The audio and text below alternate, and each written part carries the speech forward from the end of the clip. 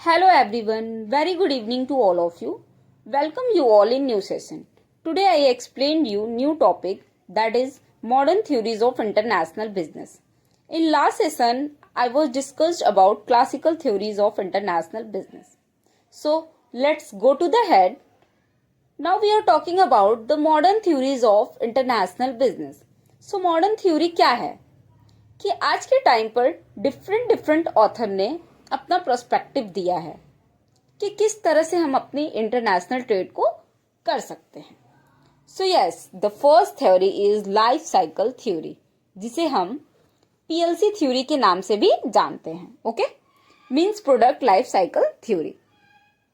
You know very well, हम marketing में भी ये चीजें पढ़ते हैं कि हमारा कोई प्रोडक्ट है, क्या वो प्रोडक्ट पहले इंट्रोड्यूस होता है, फिर ग्रोथ होती है उसकी, देन फिर सैचुरेशन पॉइंट पर वो आता है एंड देन डिक्लाइन हो जाता है. हमने ये चीजें पढ़ी हैं, है ना.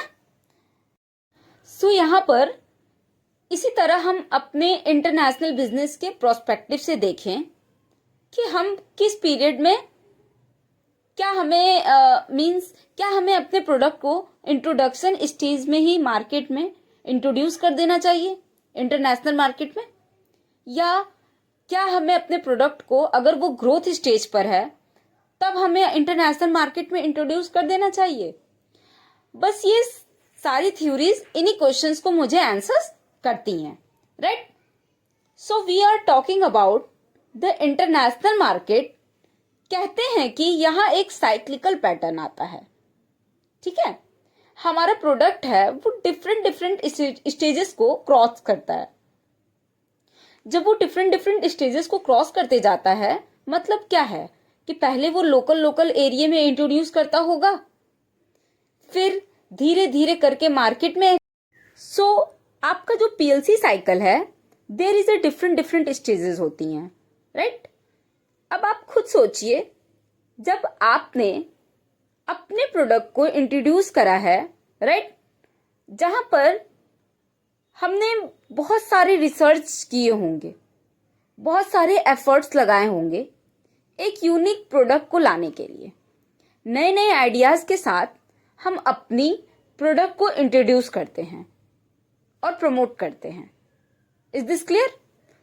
जब आपने इंट्रोड्यूस करा, धीरे धीरे करके कॉम्पिटिटर्स आते रहते हैं जो आपकी इंट्रोड्यूस की हुई चीजों को कॉपी करते हैं जो आपने मार्केट में लाई है.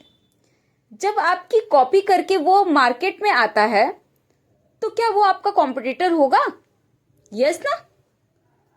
सो यहां पर मेन चीज यही है कि जब जब आप अपने आगे बढ़ते जाओगे, कॉपी होती रहेगी और आपके कॉम्पिटिटर बढ़ते जाएंगे. सो जब जब आपके कॉम्पिटिटर बढ़ते जाएंगे, एक टाइम पर आपका जो सेल है ना, वो गिर जाएगा. ओके. सो जब जब आप इंट्रोडक्टिव स्टेजेस पर हो, means you are in a monopoly, क्योंकि आपने यहां पर यूनिक प्रोडक्ट करा है, नए नए आइडियाज को प्रमोट करा है. बट जब आप आगे फर्दर स्टेजेस पे आते हो ना, तो जब आप प्रोडक्ट मार्केट में ग्रो करने लगेगा, जब आपका प्रोडक्ट जो है वो मार्केट में ग्रो करने लगेगा, तो उस वक्त आपका एक कॉम्पिटिटर होगा. जब कोई भी न्यू प्रोडक्ट आप लॉन्च करोगे, तो लॉन्च करने के बाद मार्केट में कुछ परसेंट मीन्स एक दो कॉम्पिटिटर्स जरूर आएंगे जो आपका कॉपी करके मार्केट में उस चीजों को लाएंगे, है ना. तो आपका एक कॉम्पिटिटर होगा.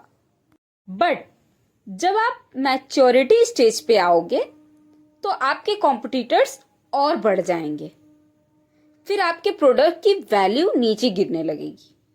ओके. और फिर एक टाइम एक ऐसा आएगा कि हमारा प्रोडक्ट बिल्कुल डिक्लाइन हो जाएगा. ठीक है, जहां पर इतना ज्यादा कंपटीशन बढ़ जाता है, इतने सारे सब्स्टिट्यूट आने लग जाते हैं कि आपकी प्रोडक्ट्स की जो सेल है वो बिल्कुल डिक्लाइन हो जाएगी. ठीक है. Is that clear all of you. So PLC theory में यही है इन्हीं सब की बातें कही गई हैं कि पहले आप इंट्रोडक्शन पे होगे। फर्स्ट स्टेज आपका होगा इंट्रोडक्शन स्टेज, जहां पे आप रिसर्च करोगे, बहुत सारे एफर्ट्स लगाओगे, कुछ यूनिक प्रोडक्ट लाओगे जो कि वो मोनोपोली होगा। फिर जैसे जैसे आप ग्रो करोगे आपके एक दो कॉम्पिटिटर्स बढ़ेंगे। जैसे जैसे आप और ग्रो करोगे आपके और मैच्योरिटी स्टेजेस पे आओगे, मतलब नेक्स्ट स्टेज, तो आपके और ज्यादा कॉम्पिटिटर्स बढ़ेंगे। फिर धीरे धीरे करके जो आपकी सेल है वो बिल्कुल डिक्लाइन हो जाएगी। तो पीएलसी थ्योरी यही है। Okay, is that clear all of you? Thank you everyone for watching this video.